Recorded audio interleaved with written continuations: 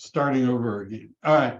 So what my goal is today is to show you how to fill out the residential purchase agreement, the revised one, not that much different from the ones you may be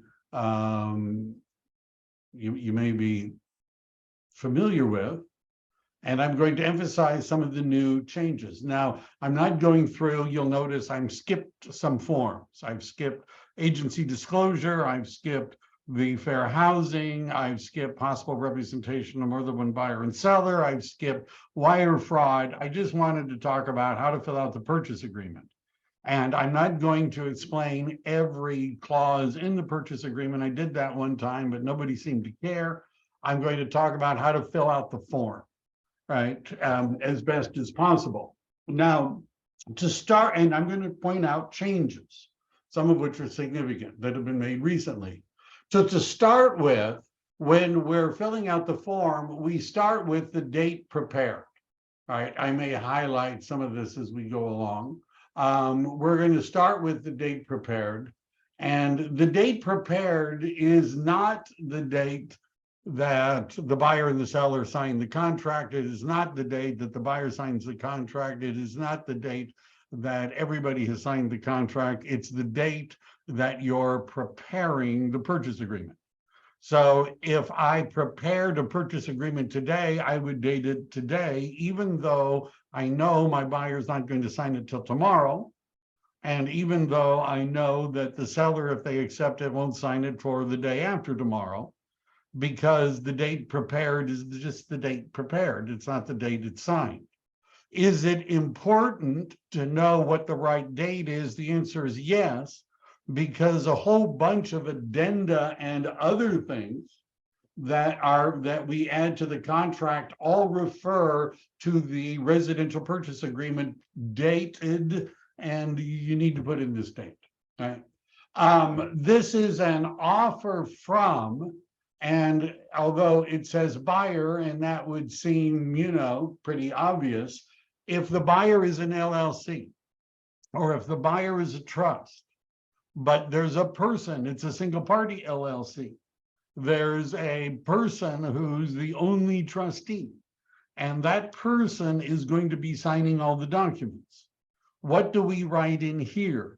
Do we write in the name of the person who is going to be signing the contract later, or do we write in the name of the LLC or the trust? If I had had more time, I would have made a series of quiz questions for you, but I didn't want to torture you more than I normally do, and it takes a lot of time. But the answer is we would be putting in the name of the entity. If it's an LLC, we would be writing in the name of the entity. If it's a trust, we'd be writing in the name of the trust.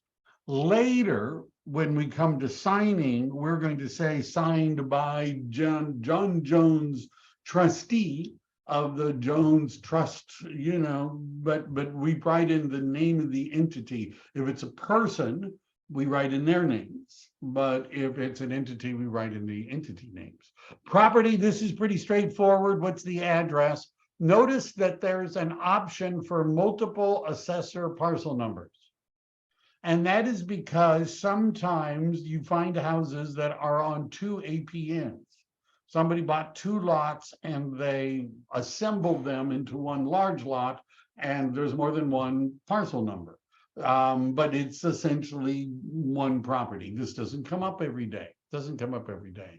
Notice it says the buyer and seller are referred to herein as the parties. Brokers and agents are not parties to this agreement. This comes as a surprise to many real estate agents, particularly ones that have been around a while, because they are wanting to call escrow and say, cancel the escrow, I want this, I want. Brokers and agents are not parties to the contract, right? Not parties. And later we'll talk a little more about that. When I see lots of purchase agreements from my team, I wish I saw more, but I see lots of them. And one of the first things I look at to see if under agency disclosure confirmation, if this is filled out. Because many times if you're in a hurry and you haven't done this a lot, this doesn't get filled out. Now, if you set up your templates right in Zipforms, it should be importing most of the listing agent information into the form. But you need to check the box, do they represent the seller? You need to put in your information and say whether or not you represent the buyer. This is not an optional section, right? Most of you that work for brokers will not pay you if you turn into, this is not an optional section. The California Civil Code says that confirmation of agency has to be contained in the residential purchase agreement. The law says it's got to be there. And so be sure you've checked all those boxes. You need to put in all the license numbers at EXP. They'll send it back to you. Where's the listing agent's license number? Where's the listing? You need to fill this out completely. If there's more than one brokerage representing the buyer or the seller, you would mark that. Additional buyer acknowledgement is the name of the form that you would then want to include. Potentially competing buyers and sellers. Notice it refers to the possible representation of more than one buyer or seller, disclosure and consent, PRBS, right? A wonderful form. Let me ask you guys a question. Is it legal, moral, ethical for a listing agent to tell buyer's agents the number of offers they've received and the amount of the offers and the terms of the offer?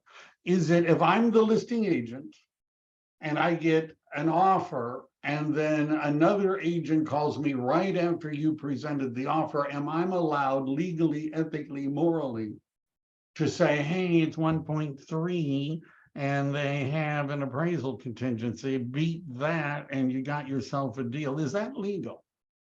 The answer is yes. Is it ethical and moral? The answer is yes. If you read, first of all, that authority of the listing agent to do that is contained in the residential listing agreement. Did you know that? That the residential listing agreement standard form gives the broker the authority to disclose the number of and amount of any offers that the broker has received on the property to other people. It's in the listing agreement. Did you know that it's in the possible representation of buyers and sellers? It's in that form also, and it is in the statewide buyer and seller advisory. So in 3 different places, 2 of which the buyer is going to see, it says that we can tell other people about your offer.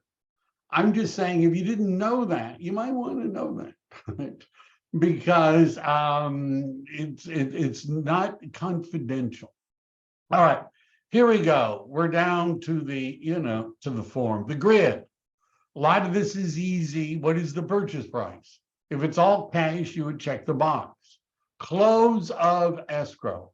It could be so many days. This is what we often do, 30 days. The only issue with saying so many days after acceptance, let me do this a little bit bigger. The only issue with doing that is, what if the 30 days after acceptance, because we don't necessarily know what day acceptance is going to be, happens to fall on a holiday or a weekend? What happens? Well, later in the contract, it says that it would roll over to the next business day. This oftentimes would require an extension of time addendum, some modification of the contract, because we're not going to be closing within 30 days. It's safer, my opinion, to pick a date and to look at a contract. Some of you have heard me ranting in, I'm not going to keep it, ranting in some of my sessions about escrows not closing on time.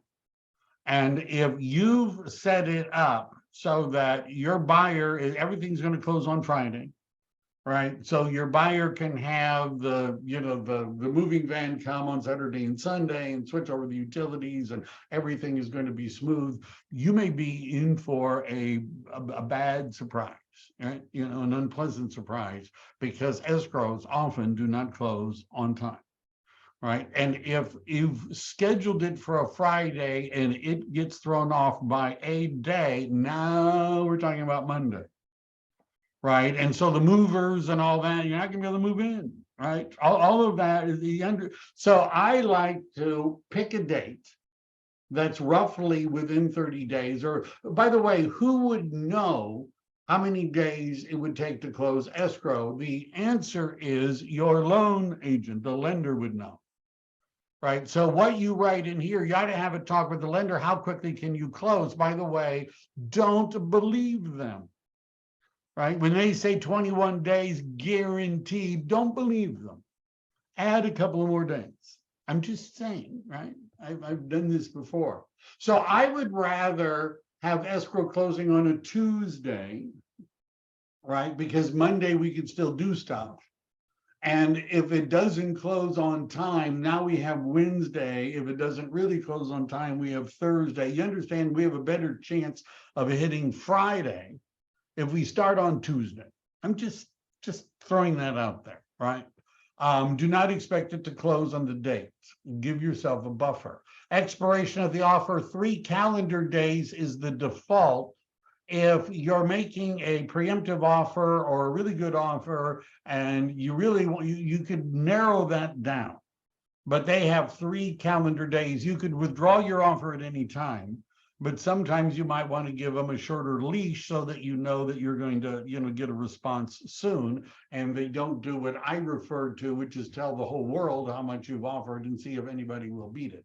By the way, when we get offers, if you don't know this, from the listing side, if we use Disclosures IO for tracking, and we use another program for tracking whoever showed the property. We have a database of all the disclosures that have been downloaded of everybody who has showed the property. And when we get offers, we send a message to everybody that says, hey, we're getting offers, let's hear from you.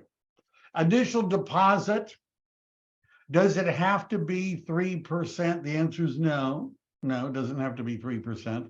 Why was 3% a common percentage? Because it says later under liquidated damages, which is essentially saying the buyer can lose their deposit if they breach the contract and they don't have a just cause, right? If the California Civil Code says that if it's a 1 to 4 unit residential property being owner occupied, that the most the seller could ever keep is 3%. So in a seller's market, you would see buyers making offers at 3% of the deposit, 3%. Now, as the market softens, right, there's no law that says 3%.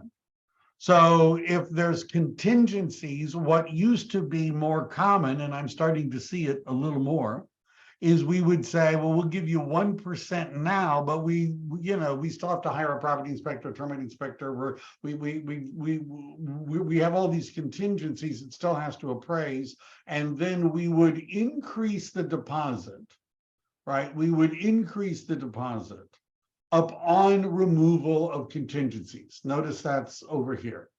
So you could do it in a 2-step process. I'll give you 1% now, but we don't even know if it's got termites, right? And then we'll give you the rest of it later, right? Later.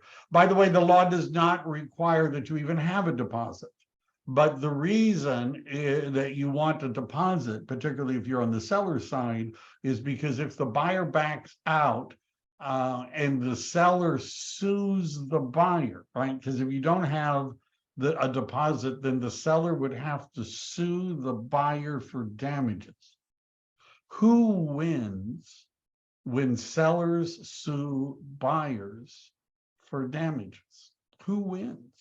And the answer is lawyers win. That's who wins. So if there's no deposit, there really isn't a lot a seller can easily do if the buyer backs out, right? It has to be big enough to hurt, right? If it's too small, they could walk away. All right, this yellowed area involves a change that occurred in the more recent version of the contract. Now, what did they change?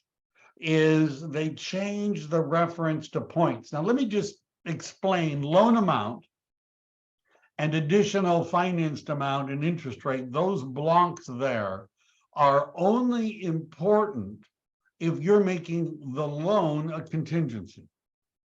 So if you're making the loan a contingency, you would want to fill out this part. If the loan isn't a contingency, it doesn't really matter because it's not a contingency. You would still put out the amount of the first. Like if it was an 80% first, you would put that in. But what you do after it is not important if it's not a contingency. So if it is a contingency, the loan is a contingency, and interest rates go up dramatically, is it possible that your buyer may not want to buy anymore, right? But they still qualify for a loan. So in that case, I don't want to buy because interest rates have gone up too much. But that's not a contingency. Interest rates not going up unless you write something in here. So if you say, I don't want the fixed rate cannot exceed X amount, or I don't want to have to buy the property. Now, then what they added is the reference to points, and the default used to be no points, but every loan has something, right? There's some closing costs, some fees. Are those points? Are they not points? I don't know. And so now the buyer has to write in up to so many points. Why is that important? Because maybe the buyer could qualify for the loan, but they're going to have to pay 3 or 4 points in order to do it. But they don't want to pay 3 or 4 points. Is me paying a bunch of points a contingency of the agreement? Well, you better write it in if you want it to be a contingency. If you're saying, hey, we're pre-approved, we don't need a loan contingency, the details of this are no longer important because the loan is not a contingency. But if the loan is a contingency, what's the interest rate and what's the points? Its default is conventional, but if it's FHA, VA, we don't see seller financing as much, but it may make a comeback. I'm looking forward to it. Check the right boxes. Additional financed amount. Is there a second loan? Right? Is there a second loan? Is this an 80-10-10 where you're telling them about the second one? Then again, it's the same language as the primary loan. Occupancy type, you need to check the box. Is it because this affects the loans? If it's a primary residence, the loan terms are generally much better. It varies if it's an investment property versus a second home, but you would just check balance of down payment, purchase price total. We've done page 1. Page 2, seeing this a little more often, but if you're asking the seller to give the buyer a credit, why would you do that? Could be to buy down the interest rate. Could be because there are things that need to be fixed. It could be just to sweeten the deal, right? So a seller credit, does it matter to the buyer whether or not the seller gives the buyer a $10,000 credit or the seller lowers the price by $10,000? You represent the buyer. $10,000 price reduction versus $10,000 credit. Does that mean the same thing to your client? And the answer is no. Because let's look at the price reduction. Assuming that you're getting a loan, and let's say the loan is 80%. A $10,000 price reduction doesn't save the buyer $10,000.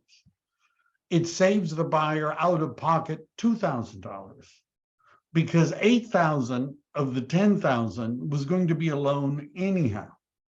But if the buyer gets a $10,000 credit, which the buyer can use to pay closing costs, including points to buy down the interest rate, they get to use all $10,000 because that's money that would have had to come out of their pocket otherwise. It makes a difference, right? And if to the seller, does it matter? $10,000 price reduction or $10,000? It doesn't matter to the seller. The seller nets the same amount anyhow. Additional finance terms, if you write something in there, you're probably making a mistake. Right? Just throwing that out there. Right? Just because there's a box doesn't mean you ought to write in it. Something new. Seller agrees to pay the obligation of buyer to compensate buyer's broker under a separate agreement. Now, I'm actually going to talk about this in a, I'm going to do maybe next week a session on buyer broker agreements. Doesn't that sound like fun? It'll be probably a two-parter. One of them, and for some reason, I don't seem to have what I wanted. I don't know. Maybe they're not there. Oh, that hurts. It's not there. So there's a form which I was really sure was there, but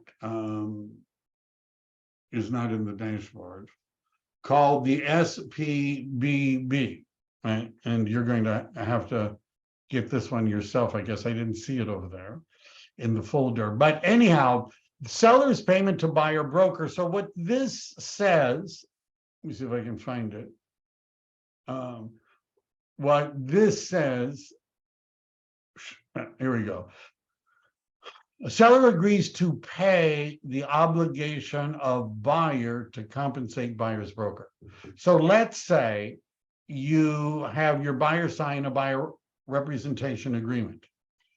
And the buyer representation agreement says, and this is one, I've filled out the form that would be attached if this were to come up. Your buyer broker agreement, your buyer representation agreement says you get 3% if you represent the buyer and they buy a house. That's what it says. You get 3%.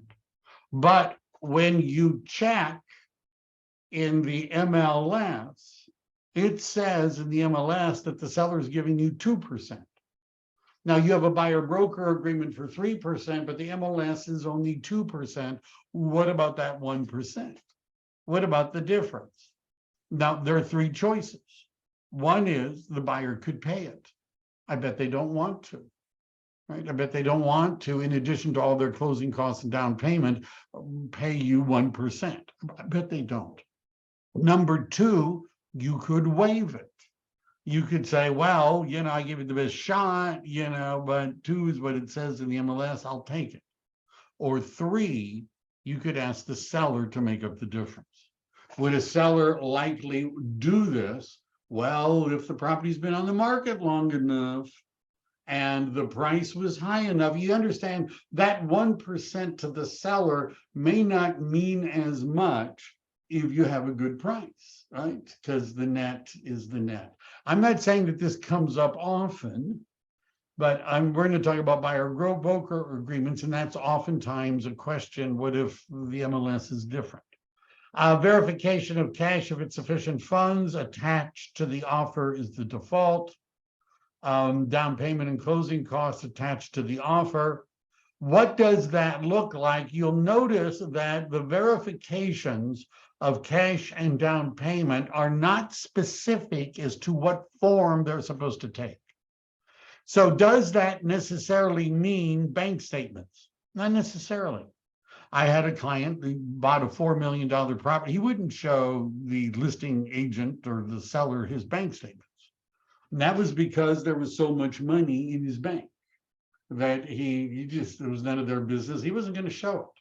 He showed the loan agent, but he wouldn't show the seller. And so the loan agent, the lender, so option number 1 is the buyer can actually give you copies of their bank statements, stock, portfolios, wherever the money's coming from. That's an option. Option number 2 is to get the loan agent to verify and say so in the pre-approval letter. We have verified that the buyer has sufficient cash to close, right? And you get them to say it. And if you can get them to say it to the lender, then you could use the pre-approval letter for both the pre-approval as well as the verification of down payment. Verification of loan application, this isn't new, but you'll notice are they pre-qualified, pre-approved, fully underwritten? Obviously, that would have an effect on how strong your offer would look. Final verification of condition, known as the walkthrough 5 days prior. What do you do if there's a rent back? So escrow is supposed to close on Friday, but the seller gets to stay for another week. Do we do the walkthrough before Friday? Do we do it a week from Friday? Or do we do it both? And my recommendation, we do it both. You do the final verification before escrow closes, and you do it again before the seller moves out. Assignment request, 17 days. Not going to get into that, but it's basic. What it says is that the buyer has 17 days to request an assignment of the contract to someone else. I'm not going to get into that today, but maybe later. Contingencies, time to remove contingencies. These are default settings, loans, or you could mark no loan contingency. Now, how would you know how many days? Because 17 is just, just picked. It's just a day. So how would you know what number of days you would need in order to be able to remove your loan contingency? And the answer is ask the loan agent. At what point in time, and then add a few, at what point in time do you feel we're going to be in a position where we can remove the loan contingencies? This doesn't mean final approval of the loan.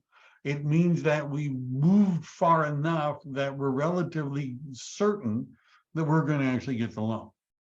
Appraisal, 17 days. It doesn't take that long, usually, for either the loan or the appraisal. You can have what's called a you can put a floor or a ceiling on it. In other words, you can say it's got to appraise for at least this much. Or you could say there's no appraisal contingency, right? Those are choices. Have an appraisal contingency, have an appraisal contingency that gives you a range, or have no appraisal contingency. Notice that if you're doing FHA or VA, you've got an appraisal contingency. It doesn't matter that the buyer has checked the box, no appraisal contingency. If it's an FHA or VA loan, there is an appraisal contingency. Just saying. Investigation of the property, 17 days. Informational access is 17 days. What is informational access? Ever had a buyer that wanted to come and measure rooms? Something like that. Get estimates. This would be an example of informational assets. You have that right under the contract, even if you don't have an inspection or investigation contingency. Something new. Is this where I want to do it? I'll do it a little bit later. Maybe I'll do it now. A removal or waiver of contingency.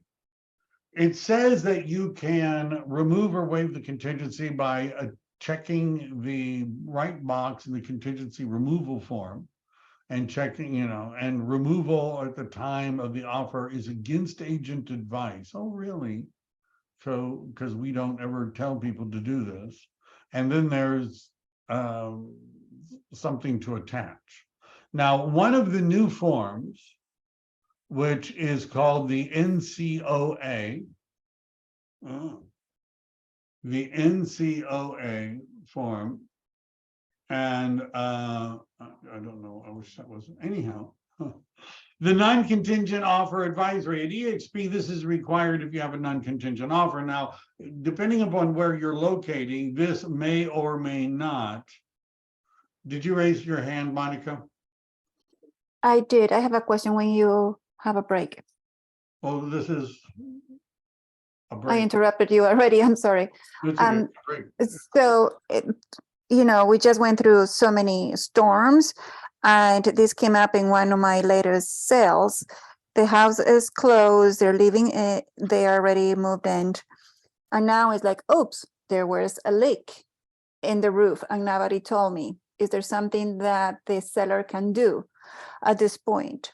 So I just want to make sure that after removing the contingencies, the contract is as is, right? There's nothing else that the seller can do after everything is closed. Talking about after it is closed or during escrow? Yes, Well, after it is closed, it's closed. nothing to do about it. Nothing to do about it. So when did we last have storms like this? Before you were born? 40 years ago, yes. Right, before you were born. So how roofs leak for the first time on a particular day.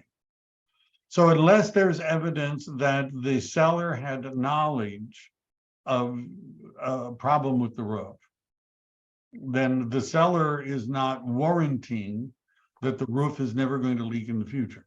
Mhm. Now, one of the things that used to be more common, and maybe you will come back, is that we oftentimes would make a contingency that the seller, that we needed a 1-year leak-free warranty from a licensed roofing contractor.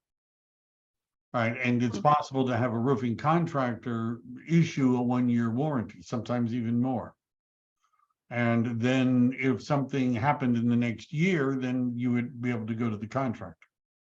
But the seller doesn't warrant that the property is never going to leak in the future. They're only obligated to disclose what's available, what their knowledge is. Now, if it's in escrow and you've removed your contingencies, there's still a clause in the contract that says that the seller has to deliver the property to the buyer at closing in essentially the same condition it was when the buyer made the offer. So if during escrow the roof starts leaking and it's damaging, that the buyer has an argument that this isn't in the same condition that it was when we bought it.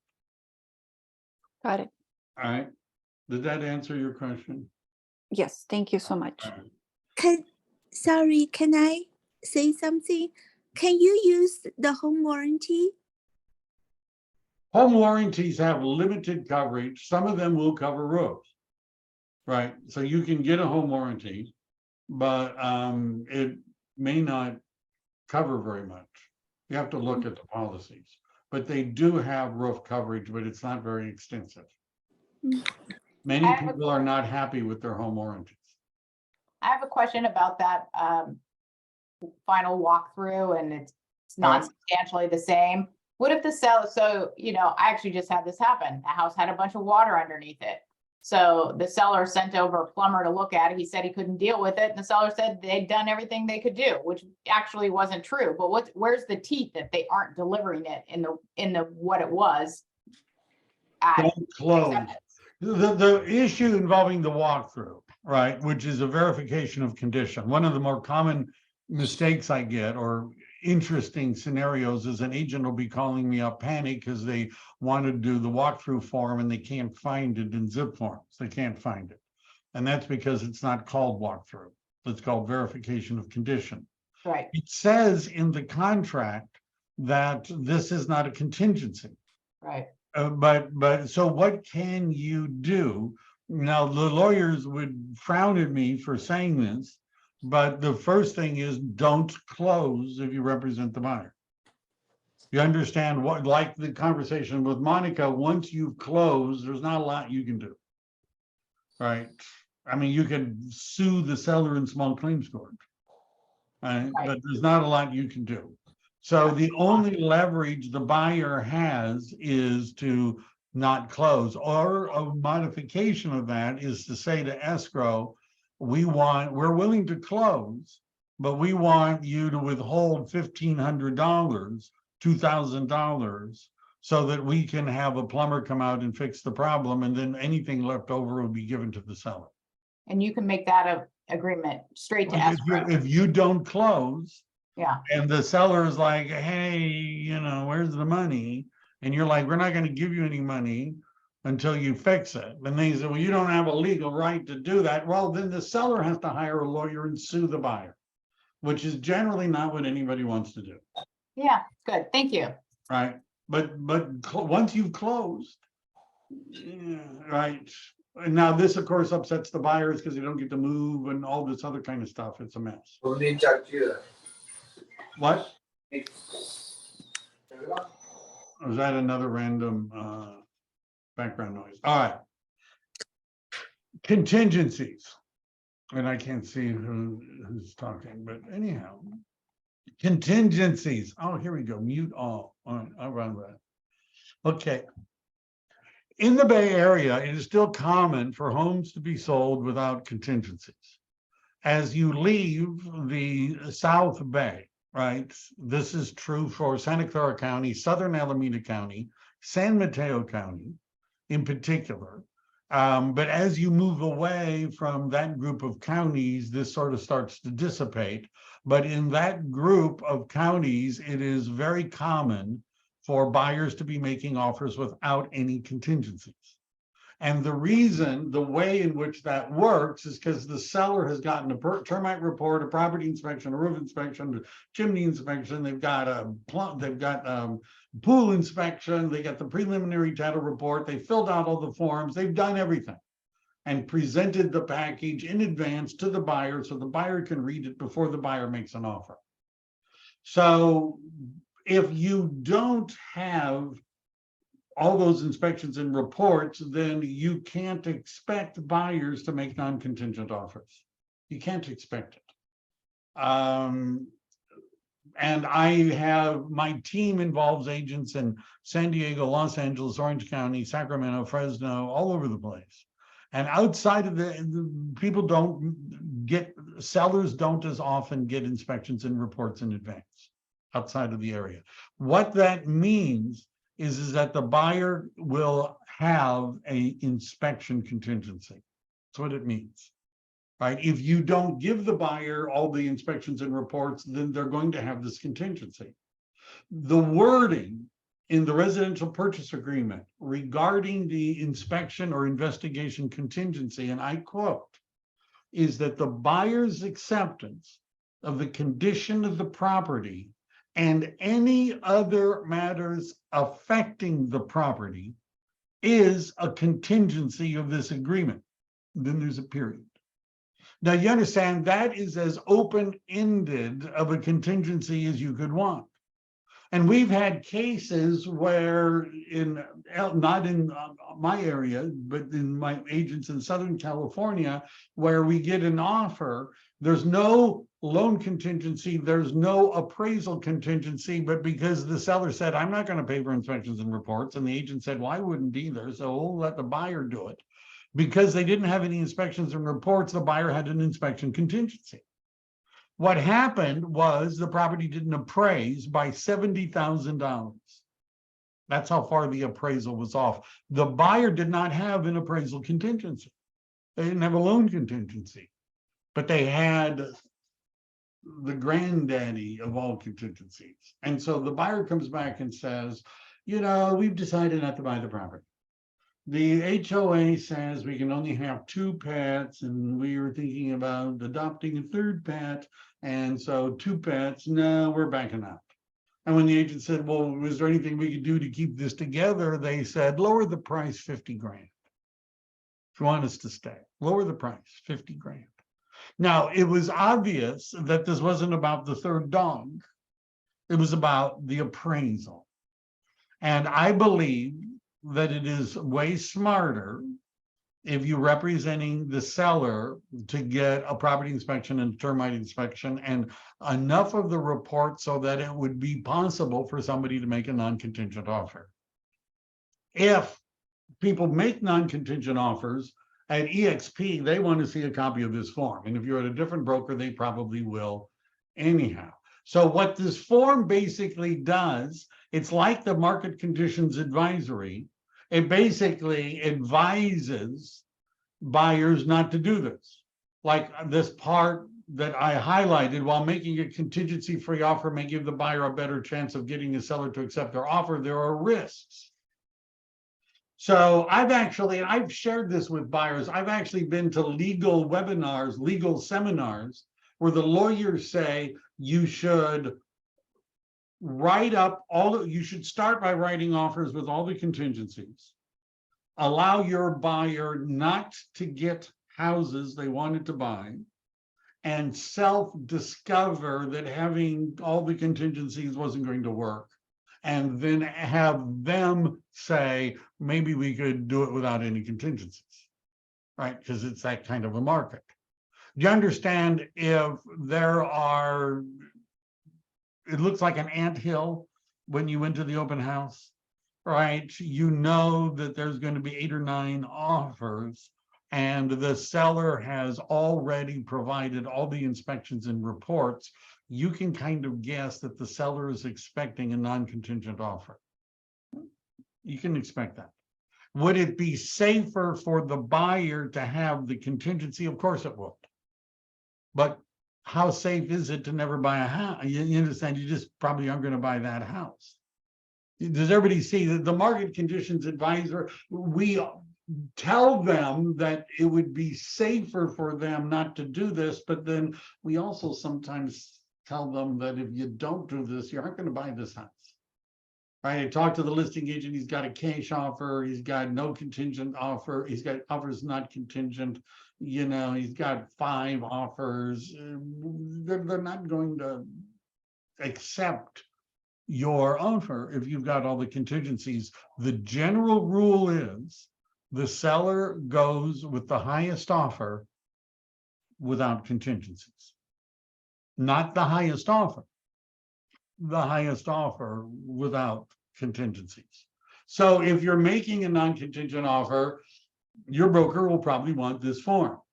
Notice it says in plain language, there is a risk to making a non-contingent offer, and the risk is that you might lose your deposit if you decide to cancel. If you discover some, for example, I'll give you for instance, let's say you write a non-contingent offer on the inspection, but the seller hasn't given you copies of the HOA documents yet. You don't have a copy of the prelim. They haven't given it to you yet.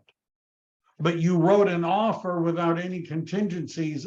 Then afterwards, the seller gives you the prelim and the HOA documents. Can you back out because of the contents of those documents? And the answer is no.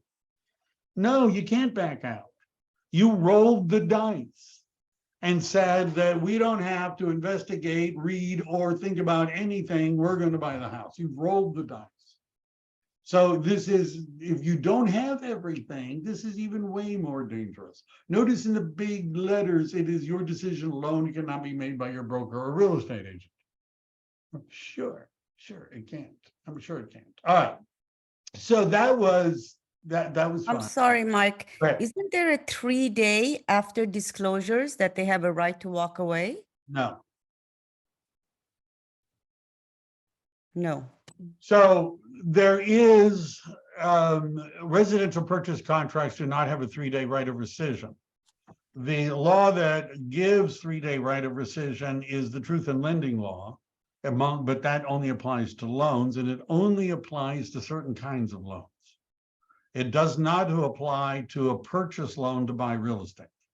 That 3-day right of rescission, it would only apply to a loan against property you already own, like a HELOC.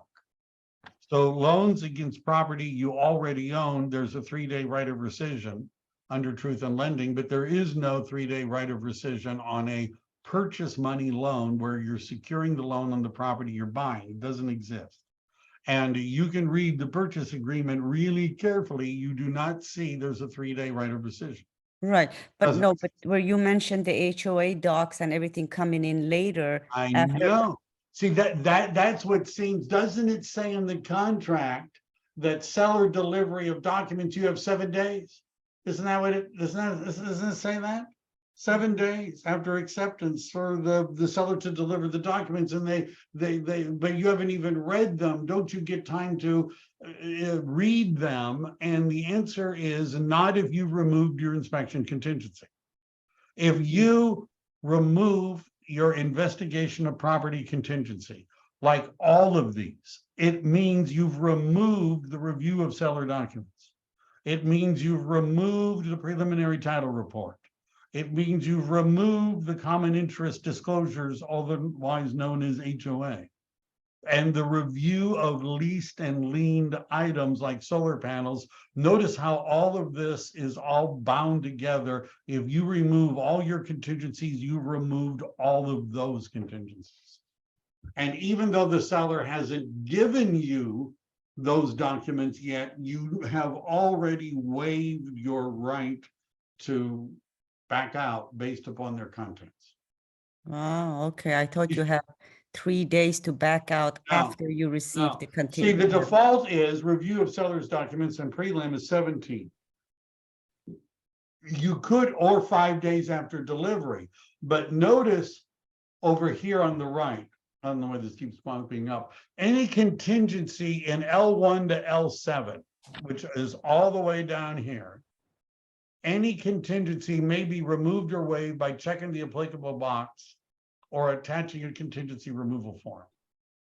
If you remove them in the contingency removal form, you've removed them, even if it involves something you don't have a copy of. Oh, okay. This is why it's kind of dangerous, and why on the listing side, if you get all of the documents you can ready, right? Otherwise, somebody that's thinking about it won't remove their inspection contingency unless they're sure they have everything. TOPA, occupied units by tenants or anyone outside of the seller. So here's the issue. Uncle Harry is living in the guest room, right, of the seller's house. Uncle Harry lives there. Uncle Harry doesn't pay rent. Uncle Harry hasn't signed a lease. He's just staying in the, in the guest room.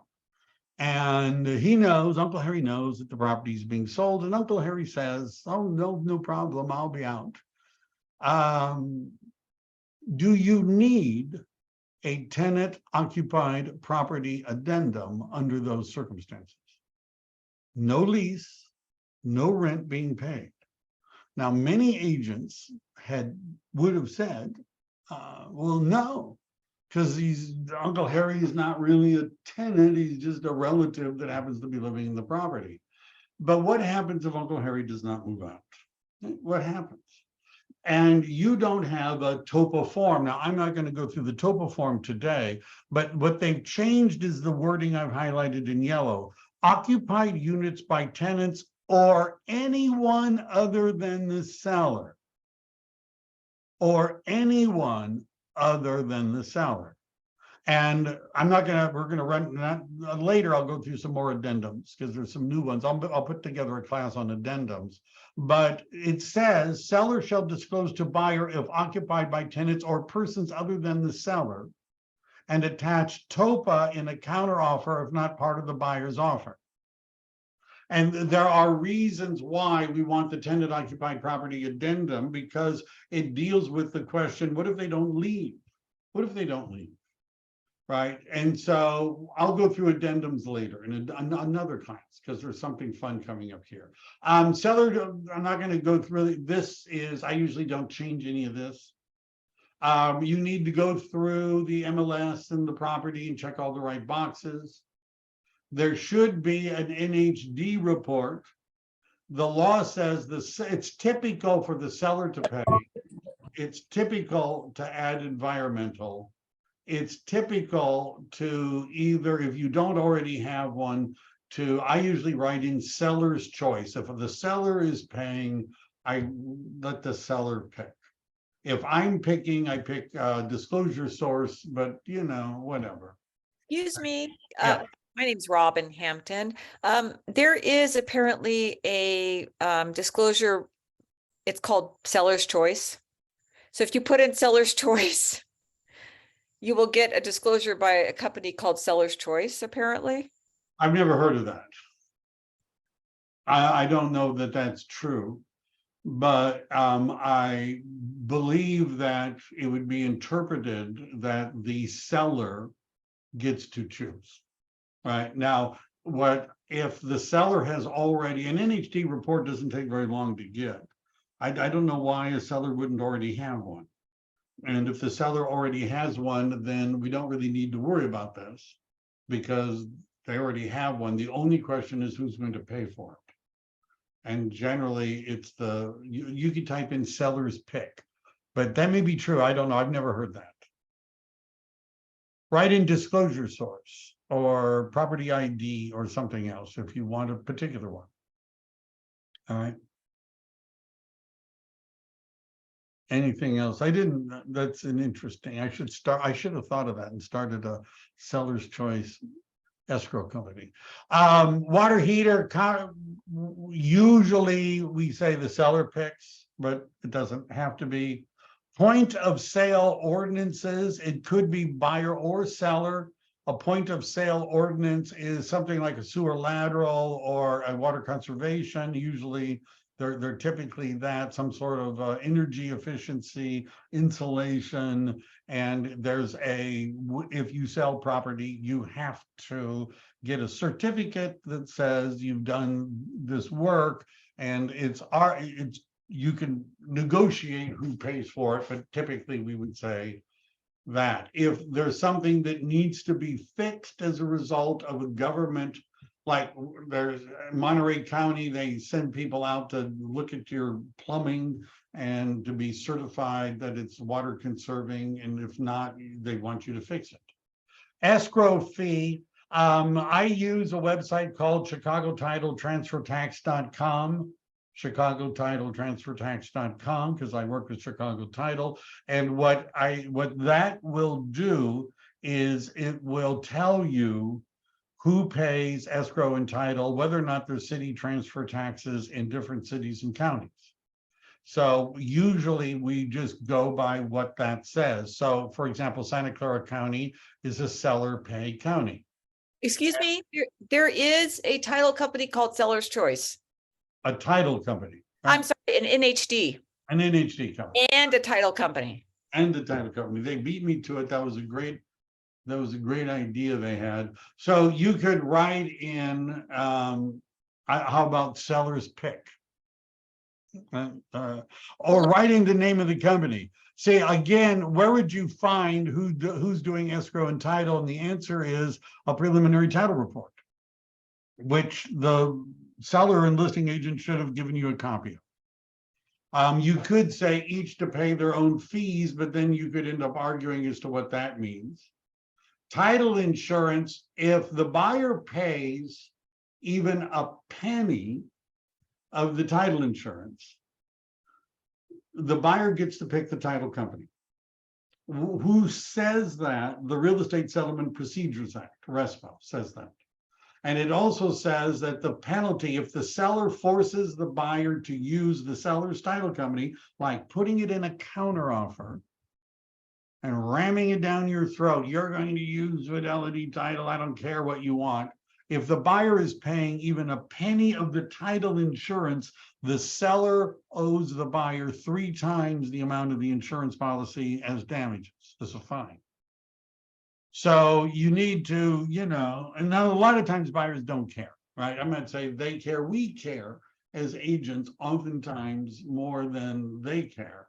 But I'm just pointing that out. I look at ChicagoTitleTransferTax.com to see who pays what and make sure it's here. It sort of makes the listing agent think you don't know what you're doing if you're writing an offer and you've messed up who pays for what. It also, by the way, the seller always pays for the county transfer tax. I know it could be negotiated. I'm just saying city transfer tax, it depends on whether or not the city has them. Again, ChicagoTitleTransferTax.com would tell you whether or not the particular city has one. It annoys listing agents if you say the seller has to pay a city transfer tax and the listing agent knows there is no city transfer tax, right? Because now you're asking us to pay something that doesn't exist, and then the seller is saying, why are they asking me to pay it? There isn't such a thing. And then the listing agent has to explain, yeah, but the buyer's agent doesn't know that. They just checked all the boxes. Well, that's not right. You get the idea. You might want to make that match. Excuse me, can I have a quick question? Sure. This thing about, I've had sellers try to ram the title company down my throat. The only time I I will actually okay it is if they have a binder. And Yeah. then I put it on them to pay it, whatever it is, they're not paying anything. But It's, how do I it's, substantiate- there's a discount if you use the same title company within no. the same period of time. it zeroes out basically. It's a big, it's big. It's a big, it's a big discount. It It's- depends on how long it's been. Yeah, the ones that I've seen have been zero. Yeah. The seller paid zero, and then I would have paid, my client would have paid, so I always watch for that. If they say, I'll ask them, they'll say, why Right. can we use yours? And I go, do you have a binder? Is that it? And if they say the binder, I immediately switch over that they Right. pay. So, but the issue is for this, what does the buyer care? Because what I'd be saying to the buyer is if you don't like, and what does the seller care? If you don't like Chicago Title giving you title insurance and you want lawyer's title to give you title insurance, that's fine. You have to pay for it. Exactly. So how do you substantiate when you said if they give a counter offer saying, like their only counter is basically, I want my title company. They violated federal law They and violated federal law. they violated federal law, and there's a penalty of 3 times the title insurance that they'd have to pay when you, this is a slam dunk. You send copies of the contract to the agency and they eventually will have a hearing and fine the seller. Okay, which federal agency is it, HUD? Yeah, it's most of it is Department of Housing and Urban Development. The rest, but there may be another. I haven't looked at it, but Good. I don't know exactly. Because I get tired of that. Right, but it's the law says that the seller can pick if the seller pays, but if the buyer pays, the buyer gets to pick, and Right. it's illegal not to honor that. Oh, too many sellers agents have been very strident about that, and it's about time they know the law. I'm strident too. I like my title company and will do most anything, but anyhow. That's good to know. Yeah, I like my title company. Private transfer. So who's going to pay the HOA fees? Typically, it's paid by the seller, but it could be negotiated. Private transfer fees don't come up hardly ever. There are weird things in some subdivisions. It would be on a prelim and it says the seller would pay. Home warranty plan, they've made the language a little more, I don't know, tighter, in that if you put in $700 over here, the buyer could have $800 of a home warranty, but would have to pay the difference. So the plan, the buyer gets to pick, right? Notice the default setting, buyer gets to pick the home warranty coverage. Buyer gets to pick, but you could say seller is going to pay, but it would not up to a certain amount. And issued by, you would put in the name, I like Fidelity National Home Warranty, I would write that in, right? But notice the default. Buyer picks the home warranty. Seller, this isn't a default, typically pays. Otherwise, if the buyer is going to pay, why don't you just say waive and move on? Because you could always order one. Nobody's going to stop you, right? But you could always order one. So there are a couple of things. There's a mixed use addendum, which I'm going to cover later, tenant occupied property. Whether there's tenants or not. And I've marked some other things. If you guys, do you have another couple minutes? Is that all right? Because there's one thing on this list. I want. Yes, please. Solar systems. So I recently closed a listing in Royal Oaks, which is near Watsonville, but Monterey County. It was a decedent estate, right? It was a trustee. Father had died. Children were selling the property. There were solar panels on the roof, but they said, oh, he paid those off a long time ago. The prelim is clean. Usually if there's a lease, or even a lease, or a lien with solar panels, it's in the prelim. even a lease, right? It's in the prelim. There's nothing in the prelim. So everything is, cool. We're supposed to close escrow, and the lender is saying, what about the solar panels? And even though there's nothing in the prelim, the loan lender was saying, well, sometimes it's not in the prelim. We want to see proof that no money is owed on those solar panels. We want proof. Well, the children, or the adult children, do you know where, your father bought the solar panels? Well, we think it was Sun City, but Sun City was bought by Tesla and doesn't exist anymore. And then they found some paperwork. It was Sun Run or something like that. And this took weeks to finally get the solar company to issue something acceptable to the lender that said, yeah, he paid this off like in 2006 or something like that. I mean, he paid it off maybe 15, a long time ago, he paid it off. So have you ever sold a house where there are solar panels? Even if they've been paid off, do you have proof of that the buyer's lender can look at? So there's a new form. It's called solar. Yeah, it's a new form. And let's see what the solar, and I'm not going to, first of all, the first paragraph is sort of an informational paragraph that there are financing issues. A HERO loan or a PACE loan is a loan to buy solar panels that's a super majority loan, which means it takes priority over any other loan, including a first loan, and it would have to be paid off oftentimes before another lender would make a loan. Let me make sure I said that right. If it's a PACE loan, it would have to be paid off before the buyer's lender would fund. In other words, it can't be paid off from the buyer's funds, but would have to be paid off before the buyer puts the, you need to know if you've got one of those. And some owners obtain private lending to purchase a solar that is not secured by real property. You get the idea. There are issues. You should know that what the MLS says doesn't mean anything. Not really. I mean, not in terms of the contract. Saying if it says in the MLS the solar panels are owned, that doesn't mean the solar panels are owned, or that it makes that a contractual provision. Evaluation, right? This paragraph basically says we're real estate agents and we don't understand anything like solar panels and how they're financed and purchased and what kind of, we don't know any of that.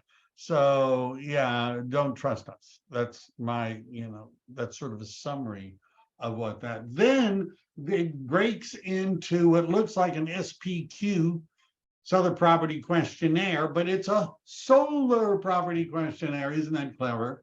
Where it asks the buyer specific questions about the solar panels. And they get to answer yes or no. Are you aware, leased or liened? And we keep going. This is one of the new, this is an advisory and questionnaire. It's a little bit different. It's a little bit different. What else do I want to talk about? There's a few more things that I highlighted along the way, but they're in yellow, the other changes. I've also included, I'm going to stop sharing, the California Association of Realtors handout, which also shows some of the changes, but I think I covered the big ones, right? I think I did. Questions? Comments? Hi, Mark. Hi, Michelle. The issue earlier about the buyer's right to cancel if they receive new documents, even if the offer is non-contingent, isn't there a provision on the RPA if the documents or the disclosures have been amended or they provide something new that's related to the TDS or SPQ? See, it depends. TDS, yes. SPQ, no. Okay. So the difference between the two, the TDS, the SPQ is part of the contract. The TDS is part of the civil code. The SPQ, because it's a contractual disclosure, the seller and buyer have to use good faith. The TDS is part of the civil code, and good faith is not in the civil code. So if the TDS gets amended, then the buyer has 3 days to back out, and they don't actually have to have a particularly good reason, right? Because the civil code says if there's an amendment to the TDS, the buyer has 3 days to back out, period. Doesn't say the buyer has to act in good faith, doesn't say anything. SPQ, because it's not a civil code required form, it's just the CAR form, and as part of that agreement has to be done in good faith. But yes, if you amend the TDS, they can get out of the contract because it doesn't matter what the contract says. But that 3-day, which is a right of rescission, right? But you see, the reason why that's not 3 days at the beginning is if you've given the buyer the TDS before the buyer has made the offer, then there are no days for a right of rescission.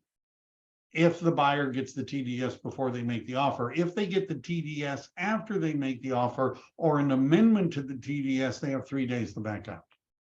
Thanks for clarifying. All right, and we're going to share the forms again, I think. People are asking about it. If contingency with new information, you have 3 days. It depends upon what the new information is. If you remove your inspection contingency and you haven't even gotten a prelim, you haven't even received HOA documents, but you removed your inspection contingency, and then they give you the prelim and you find out that your neighbor has a flood easement, and if it rains too much, they have the right to flood your property. You don't have a legal right to back out under the contract because you removed the contingency, right? You removed it because you were taking a gamble that you wouldn't find anything that would make you not want to buy the property, right? So you don't get it. It isn't for anything. Now, by the way, the other document that could trigger a right of rescission is the NHD. The NHD is a statutorily required disclosure. So if the seller has given your buyer an NHD and a TDS and they don't amend and included among all the stuff, then they don't have the right of rescission. But if you don't get a TDS or NHD before you make the offer and it's accepted, and then you get it afterwards, then you can back out, right? Whether you've removed the contingencies or not. But those are the only 2 exceptions to that. HOA, prelim. Notice in that purchase agreement, that box, right? Remember that box? It basically said, where is it? It said, if you need to look at this, if you're confused, because this confuses a lot of agents and it confuses a lot of brokers. So we'll look at this box. Removal or waiver of contingencies, L1 through L7. L1 is loan, all the way down to review of leased and liened items. All of this, right, is part of this, right? All of this is the L1 through L7. It says it can be removed or waived by checking the applicable box in the contingency removal form. If you check the buyer removes any and all contingencies, you have removed all these contingencies. Notice one of them is review of seller documents. You've removed that contingency. So if the seller gives you more documents later, do you get 3 days to back out? The answer is no. By the way, it doesn't say 3 days except for TD. The answer is no. You've already removed the contingency. Can't back out. Be careful out there. Okay. All right. One question there that you were just showing. So if you were to remove your investigation of the property, but you want to keep the other ones, you just, when you do the CR attached, you just don't mark buyer removes all, right? You just mark that. No, if you want to remove the other ones, you mark no loan contingency. You mark no appraisal contingency. And then you either leave these at 17 days or write in a different number of days. Yeah, no, I meant the other way around. You could release your investigation of property, but still keep your loan appraisal, the seller documents. That's true, because Yeah, in the and that's all CR on that form, document. there's Yes. 3 choices. Choice 1 gives you a list of contingencies to remove. Choice 2 says buyer removes all contingencies except, and then you could say the ones you're not removing. But inspection isn't on that list. It's assuming the other way around. And number 3 says the removal of any and all contingencies. Yeah, thank you. Yeah, all right. Was that fun, everybody? Are you ready to go out and write up some of these contracts? Next week, I'm going to be doing some things on the new buyer broker agreements. I'm going to go through some of these new forms that our friends at the California Association of Realtors have provided for us. And thank you all very much. Appreciate it. By the way, I'm seeing indications that the market is picking up. I believe that it's going to be a good market. I'm investing in that. If you're interested in talking about how, if you're not working with me already and you're interested in talking about how to increase your business, if you'd like to do that, reach out to me. You've got my contact information. Otherwise, have a great day, everyone.